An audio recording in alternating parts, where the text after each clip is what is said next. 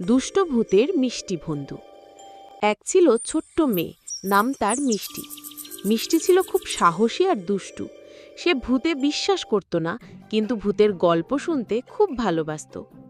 মিষ্টির দাদুভাইয়ের পুরনো বাড়িতে একটা ছোট্ট অন্ধকার ঘর ছিল।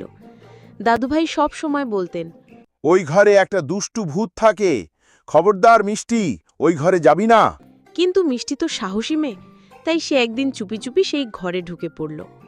দাদু সবসময় আমাকে ভয় দেখায়, আজকে আমি দেখবই ওই ঘরে কি আছে।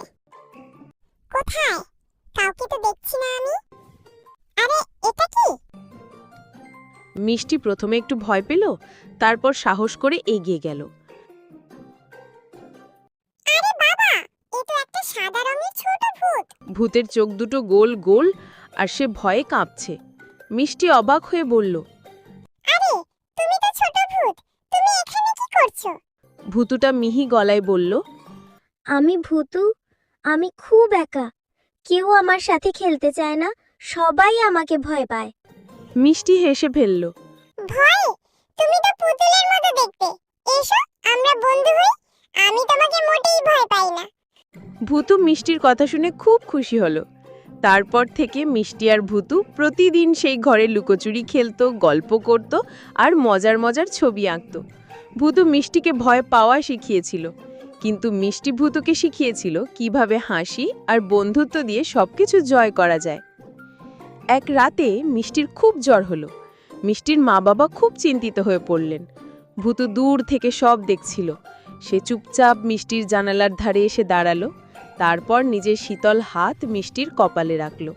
অদ্ভুতভাবে ভূতুর হাতের ছোঁয়ায় মিষ্টির জ্বর কমতে লাগলো। সকালে মিষ্টি যখন সুস্থ হয়ে উঠল, সে ভূতুকে খুঁজল। ভূতু তখন ঘরের কোণে বসে মিষ্টির জন্য একটা মজার উপহার বানাচ্ছিল, ছোট্ট একটা তারা, যেটা অন্ধকারে জ্বলত। মিষ্টি ভূতুকে জড়িয়ে ধরল। তুমি আমার সবচেয়ে ভালো বন্ধু ভূতু। ভূতুও খুশি মনে মিষ্টিকে জড়িয়ে ধরল। তারা দুজনেই বুঝতে পারল, বন্ধুত্বে আকার বা রূপ কোনো ব্যাপার না, আসল হলো ভালোবাসা আর বিশ্বাস। আর সেই থেকে মিষ্টি আর ভূতু চিরকাল খুব ভালো বন্ধু হয়ে রইল। তো বন্ধুরা, এটা আমার ইউটিউবে প্রথম ভিডিও। আমি জানি ভিডিওতে হয়তো অনেক ভুল হয়েছে, আর গল্পটা হয়তো ভালো হয়নি। তবে তোমাদের একটু ভালোবাসা চাই। আমার ভিডিওটাতে একটা লাইক দিয়ে দিও আর আমার চ্যানেলটা সাবস্ক্রাইব করে যাও।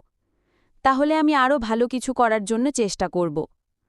আর হ্যাঁ, কমেন্ট বক্সে তোমার মূল্যবান মতামত জানাতে ভুলবে না। সবাইকে জানাই আল্লাহ হাফেজ। আশা করি আবার দেখা হবে নতুন কোনো মজার গল্প নিয়ে। আসসালামু আলাইকুম।